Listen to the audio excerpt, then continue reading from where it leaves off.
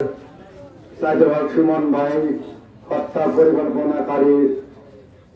পরিকল্পনাকারীর প্রতিবাদে আজকে মানববন্ধনে যারা মানববন্ধনে আয়োজন করেছেন রানীগাঁওবাসীকে আমি আমার ব্যক্তিগত তরফ থেকে আপনাদেরকে ধন্যবাদ জানাই।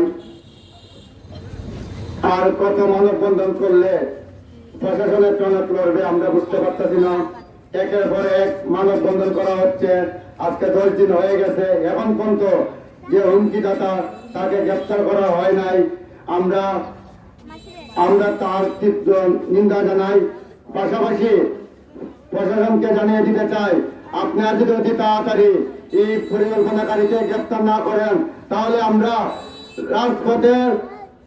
রাজপথে থেকে তীব্র আন্দোলন গড়ে তুলব।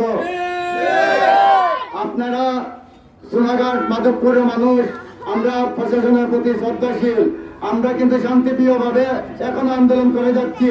আপনারা যদি অতি তাড়াতাড়ি গ্রেফতার না করেন তাহলে আমরা রাজপথে ছিলাম, রাজপথে থাকবো। পাশাপাশি মাননীয় প্রধানমন্ত্রীর কাছে আমাদের জোর দাবি, ব্যারিস্টার সুমন ভাইকে যাতে নিরাপত্তা দেওয়া হয়। এই বলে আমি আমার বক্তব্য শেষ করলাম। জয় বাংলা, জয় বঙ্গবন্ধু।